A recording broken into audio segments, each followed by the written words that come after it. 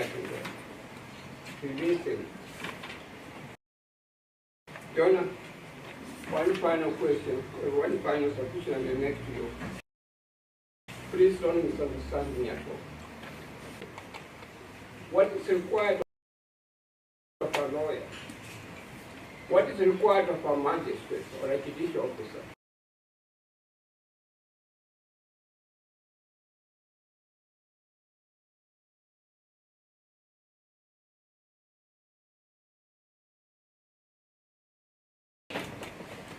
Is to be strong and to be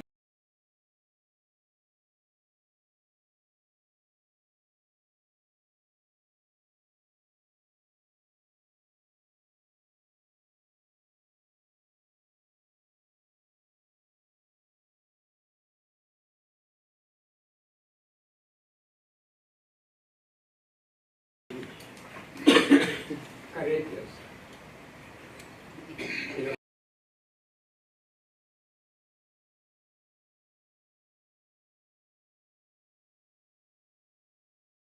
Might in your very respectful that rise to the occasion. The country has gone down. And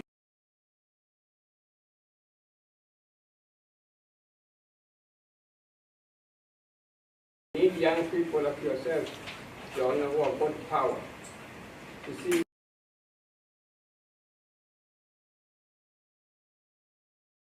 whether we can bring up and maintain the concept, let the executive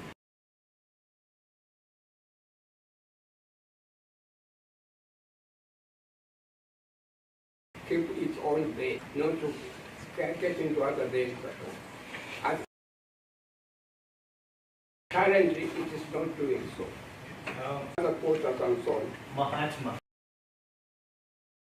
Yes, there is a book here I will be referring to in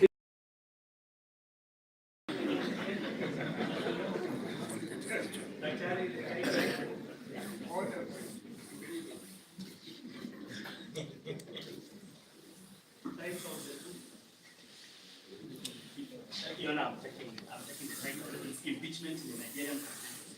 I assure the very learned senior that you have come. Yeah. I don't know if on the impeachment of governors, Your Honor. And in Nigeria, you will see when members of the executive swearing that they would rather die than have such a governor in power. Yes, some people, I'm sure, are swearing that they would rather die than see Governor Natembeya in power. Very well.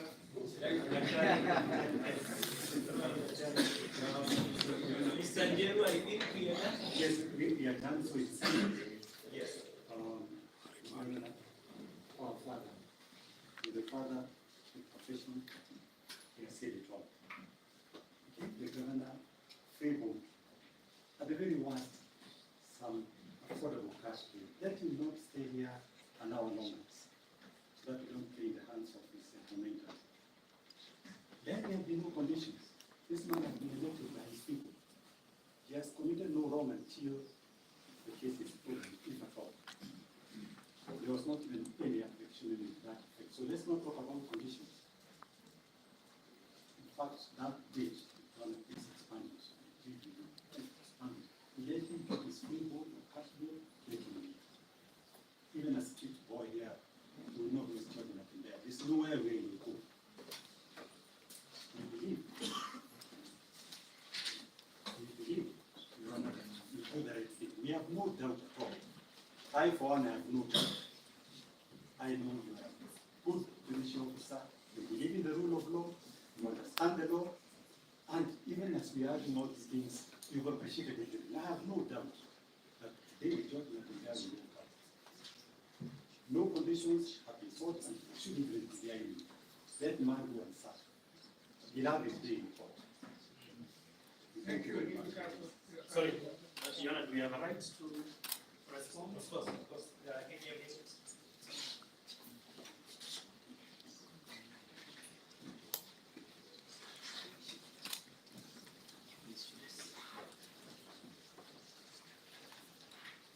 Mr. Owiti. share with you on the... I'll just go along. Most You have kindly. not specified. Yes. Your Honor, certainly the jurisdiction of the issue has been raised by counsel, especially the very learned Dr. Amino, as whether or not this court properly has jurisdiction to entertain these charges.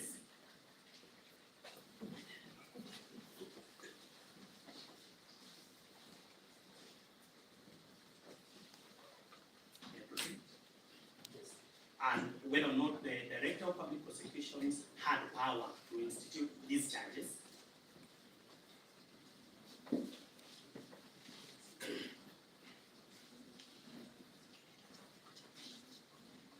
Yes. And that is related to reference to Articles 181 and 182 of the Constitution relating to vacancy in the office of a county governor in Kenya. I believe, I haven't made reference, but I believe that's the position. In brief responses, this court's jurisdiction to entertain anti-corruption matters is provided for under Section 4 of the Anti-Corruption and Economic Crimes Act. So that's a simple answer.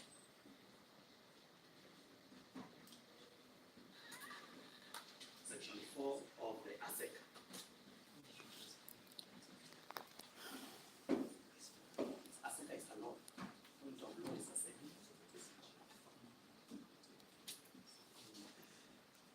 So this court has jurisdiction. The Director of Public Prosecutions is vested with power to institute criminal proceedings against anyone before any court other than a court martial, Article 157, 6A of the Constitution.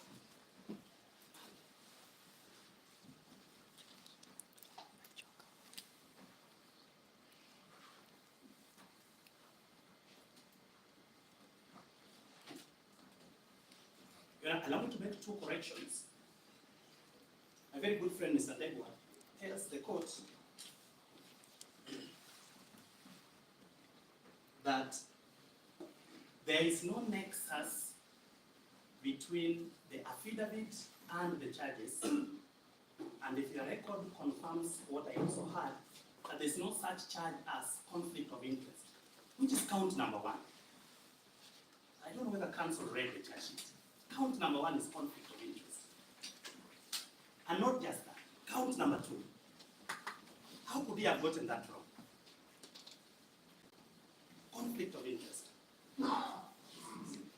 And it does not only mislead you on that. He says that the prosecution, on behalf of the prosecution, no law has been pleaded, no evidence has been produced, no case law has been referred to. I refer to Tom Chomley, case law in Kenya. I quoted Article 49(1)H. I quoted Section 123(a). These are laws in Kenya.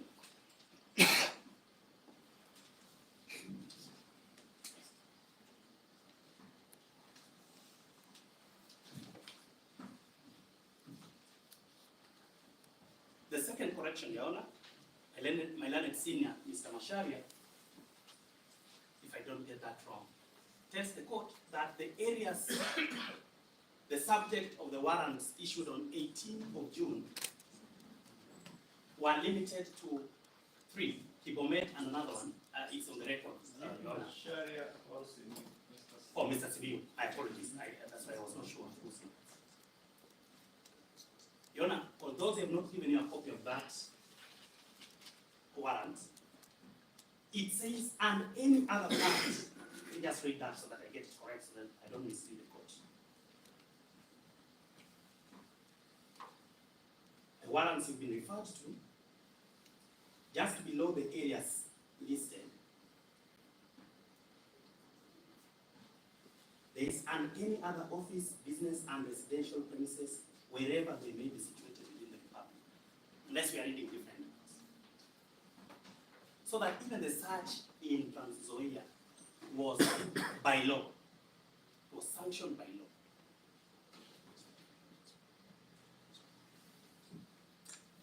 But then there's the related question as to whether the warrants issued could also be the basis of an arrest That is the question asked by my learned friend and teacher, Mr. Chesa. Your Honor, this is a cognizable offense. Mr. Smith taught me this way back in 2011. For cognizable offenses, you don't need a warrant. So the arrest was proper by law.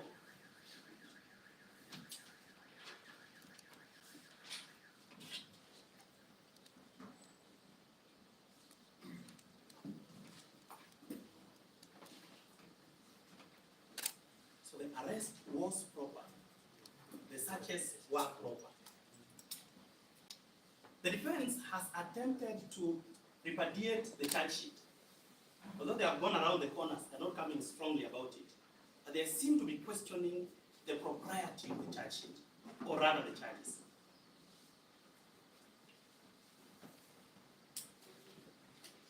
There was no attempt to invite this court under section 895 of the Criminal Procedure Code to reject the charges.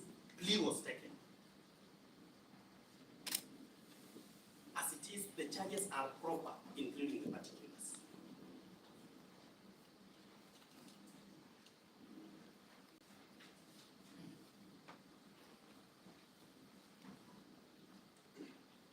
And in compliance against with section 214 of the CPC.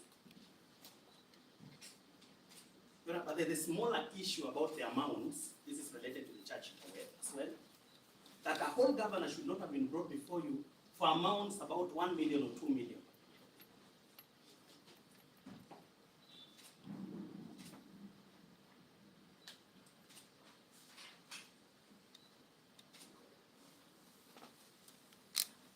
I agree with Mr. Otieno that this court may not interpret but can apply. In the application of the constitutional provisions, Article 27, Sub-Article 4 obligates this court to ensure and promote an equal application of the law to everyone. Equal application of the law. Article 27, Sub-Article 4 of the Constitution. Before this court, Your Honor, I've never had the privilege of appearing before you. And I'm sure my colleagues who have here have brought people with cases of soliciting a bribe. Some of them up to 3,000 or 5,000. They are Kenyans as well. So that the amount, the basis of the charge cannot be the basis to question whether or not the charges are proper or whether or not compelling reasons exist.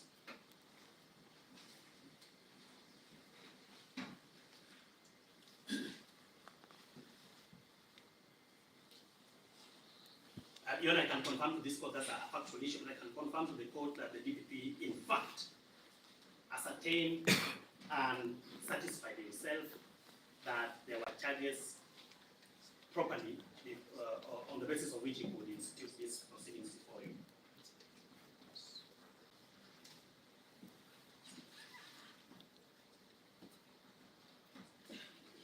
Your Honor, in respect of Article 181 and 182 of the Constitution, we are not attempting to impeach the governor. The DPP has no such powers, legally or factually. But Your Honor, more importantly, whether or not denial of bail would amount to removal of a governor has been answered by the Supreme Court of the land in the case of Ferdinand Waititu versus Republic. You know, he's raising new facts that were not part of address to the court. That's a question of law, Senior. It never came up, Your Honor. We perhaps need a very clear ruling on that particular objection, because that never arose in our submissions. When Dr. Amin raised Article 181 and 182 and said that removal can only be by other parties, not the DPP or this court. That's what I'm answering. And again, because Mr. Ndegwa did not even know that conflict of interest was count one, he may have missed this as well. I withdraw.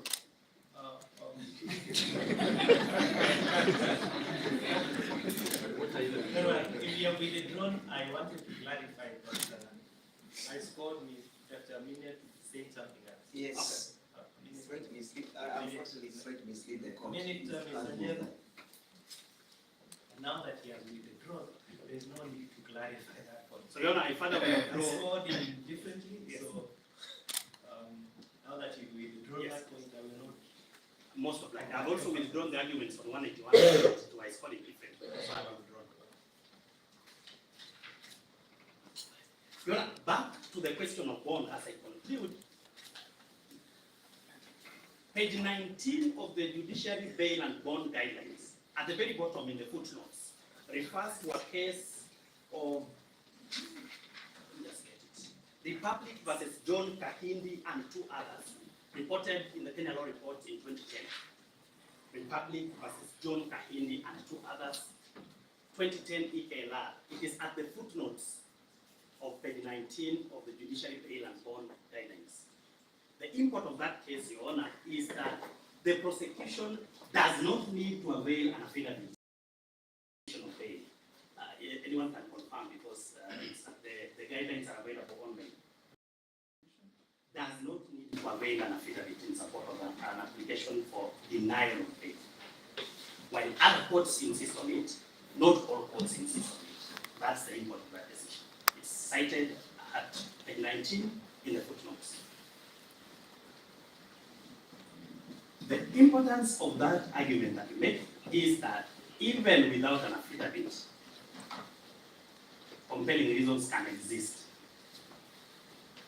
And so that the argument by Mr. Otieno that if certain documents were removed or expanded, then there is no basis. If we can come without an affidavit, there is still basis.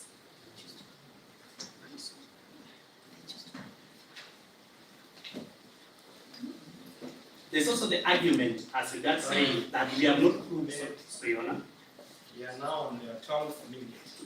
2 minutes and I'm done, Your Honor. I underestimated my abilities.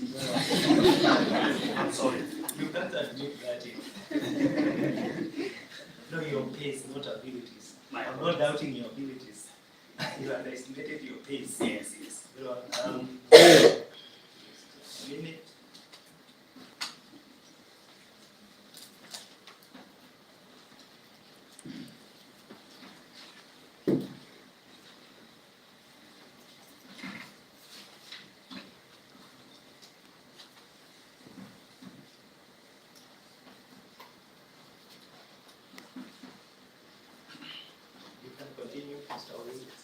Thank you.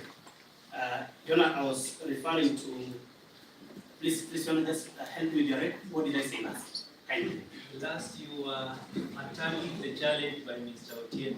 All right, yes, thank you very much. So Mr. Otieno was of the effect that if there is no certificate under 160, that was concluded. Then I can move to the next point. You know, the other issue as regards bail, as I conclude, is that there is an admission from the defense, at least evidenced by Mr. Echesa and Dr. Haminwa. In Mr. Echesa's words, the first accused is a governor of a county. He is a deputy party leader, and he is not a lonely man. Verbatim, if I got it right.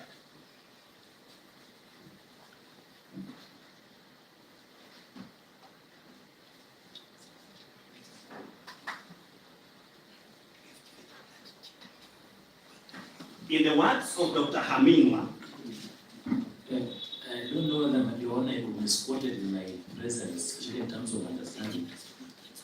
I thought it was still points of law. You were not sure what you are objecting on. Is it points of law or what you say?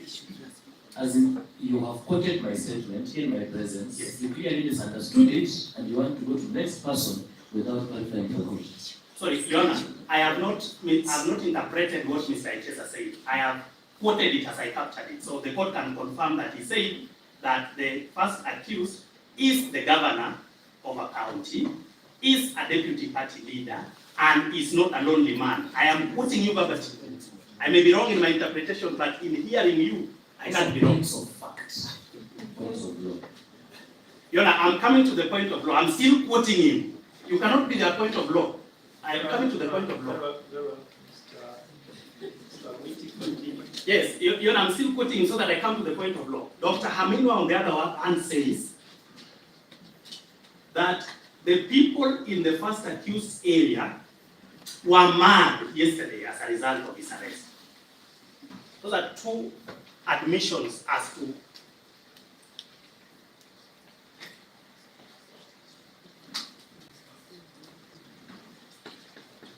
and thirdly, I am reminded that my very good friend, senior Dr. Haron Ndubi, mentioned that monkey see, monkey do, that the people have seen and are doing.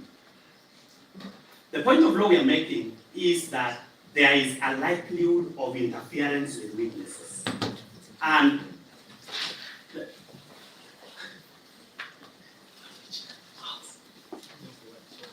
that the influence of the first accused is admitted by his counsel on his behalf. And that it is not far-fetched that he would interfere with witnesses and investigations.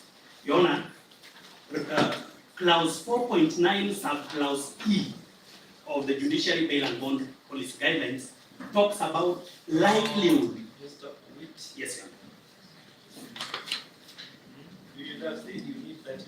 I am done. That is my last point. 4.9 sub-clause E of the Judiciary Bail and Bond Policy Guidelines talks about likelihood. It doesn't say certainty as proposed by Mr. Nedwood. If there is a likelihood because of that influence, there is a compelling reason you must deny bail. And standard of proof is on a balance of probabilities.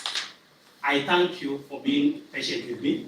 I am such a mouth, and we urge you that we have established compelling reasons to deny the first accused bail. Thank you, Mr. Your Honor. Your Honor, permission to add one of the points that you made.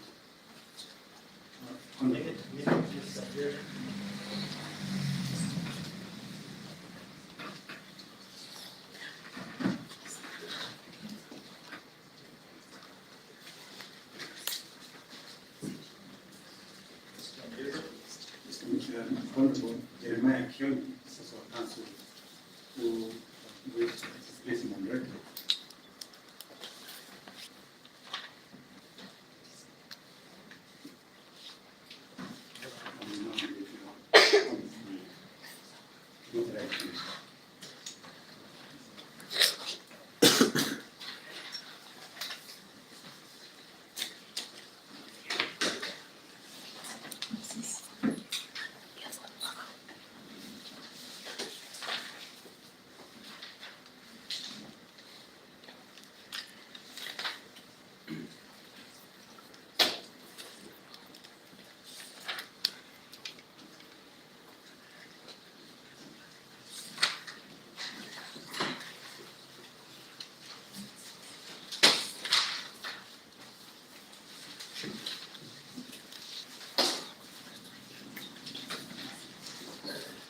It's now almost 1.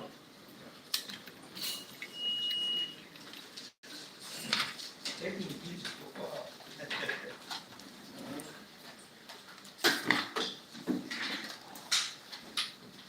So I will need a break to do a ruling on the matter. I possibly need almost 1. We take a lunch break. Take a lunch break.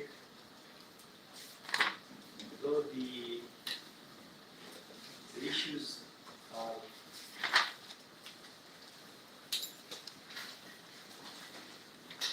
going into millions, I will try the best to do it in 1 hour.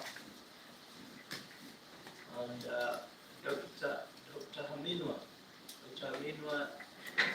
encouraged me to deliver decision, give reasons later. Unfortunately, we have not been facilitated that way by our procedures. For the Court of Appeal, for the Supreme Court, they are facilitated properly by dint of their own procedures. For the subordinate courts, that actually can give ground to suspect of my abilities and competence, which I do not wish. So we take a break, we resume, at exactly 2 for the ruling. Much of the Your Honor.